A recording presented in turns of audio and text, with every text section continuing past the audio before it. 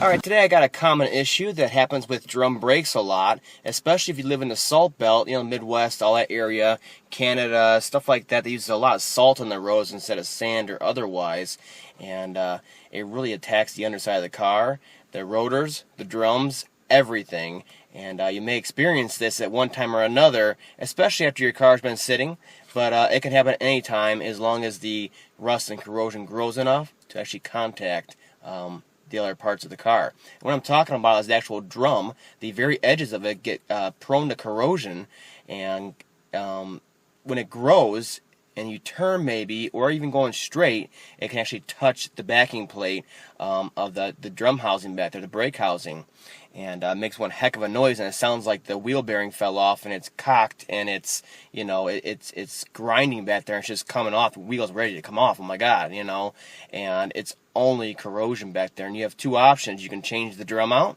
and you can or you can actually clean it off back there, because it's not a safety issue as long as the rest of the drum is fine. It's just a very edge that actually goes into like a channel on the backing plate to fully encapsulate the brakes back there from dust, mud, and all that stuff, water, and all that. And it's such close tolerance. Once that rust grows, it can start touching, especially on turns when the bearings in there are side-loaded a little bit, and it can actually move over a little bit in contact. Now back here, you can see underneath here, here's the backing plate, right?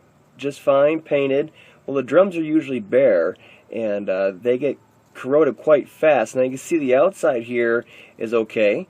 The edge is pretty bad, but you can see right here it's growing right here with the rust on the inside edge, and then it grows so much that it actually touches the backing plate as it spins around and around and around. And that's where you're getting all that noise, especially on turns when it like flexes at side loads. And because of the design of the drum, it's almost like a bell, and the backing plate's like a thin piece of metal, so between the two of them it makes one heck of a noise. Alright, so hopefully this helps. It's usually it's often overlooked as a source of the concern, and these places, they start changing out brake shoes and everything else back there, thinking that they're grinding and they're separating, they're coming apart, maybe even backing plates. They may even be changing bearings out back there, thinking they're too loose and it's able to touch back there. It doesn't look so bad, but it only takes a little bit to grow and then start touching that backing plate, and it sounds really bad. What you can do, what I'm doing right now, because this is a rental vehicle for the dealership, again, one that sits a lot, what I'm going to be doing is driving and trying to side load it, drive it, and try to get some of that corrosion off of there without having to actually grind on it again, because that's just going to start the process all over again and cause the dealer a lot of money to be changing stuff out. So if this doesn't work, like I said, the next option is to actually change out the drum itself, unfortunately, and prevent that lip on there from growing again. It takes a while, but especially when the cars sit or they're in corrosive states, like I am in right now, this will happen.